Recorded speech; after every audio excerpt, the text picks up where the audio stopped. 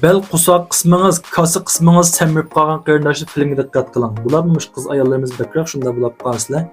Ajim uchun avval yurak belgisini besib o'ting.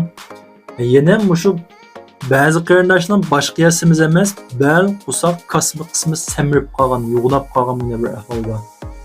Mushunda qarindoshlar börek qotlab beqing. Siz buni qilmay avval börekni qotlab beqing. Endi börek qotlash desam qarindoshlar kallangizga xato tushunchilab qolmasin.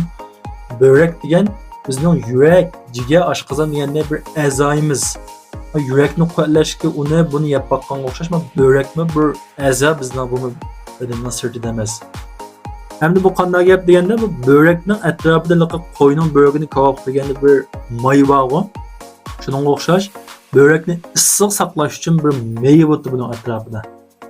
Endi hozirgi qiz ayollarimiz qanday deganda semirib qoldi deb quvvatli yelinmaydi, soğuqni ko'p tutdi, aqlat yemekni ko'p yeydi, aksi semirib qoldi. Bular shu bel qursoq tarafi. Shu soğuqni ko'p qilaverganlikdan bu börek degan soğuqni xolamayotgan narsa. Börekning o'sha atrofidagi yog'lari erib ketdi, börek uruqlab qoldi, soğuq qilib ketdi.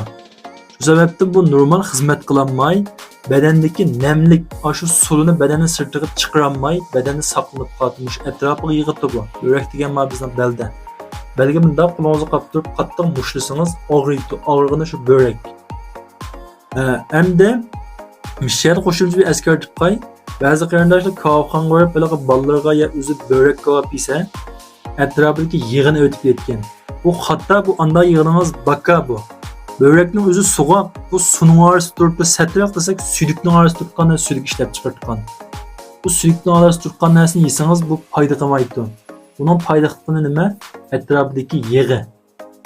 Shu yig'ini og'ritmay yeylasangiz, eng nochi xo'vdi. Shunga bolalarimizga börek kavab birli, berganda men yig'ini qo'shib birli ichidagi go'shtni anda bersangiz, u so'g'aq kelib qoladi amaliyotda. Shuningga o'xshash, mushu quvvatsiz tomoq yetgan, so'g'aqni bak qitgan, so'g'aq ichimlikni bak ichitgan, so'g'aq muhitni bak turtgan. Mushunda shu sababdan kosa qusoq bellaringiz yo'nab qolgan qarindoshlar börekni bakroq qotlab turing. Ho'llikdan nari turing, so'g'aq muhitdan nari turing, mag'iz turdagi narsalarni. Nuqot, badam, muqotil deganday manda quruq mevani ko'proq yeb turing. Şunun bilan birga o'zingizni issiq saqlang, balkim musha atroflaringiz kishilab qolishi mumkin. Film sizga yoqqan bo'lsa, bu yurak belgisini bosib o'tishni kutib qolaman.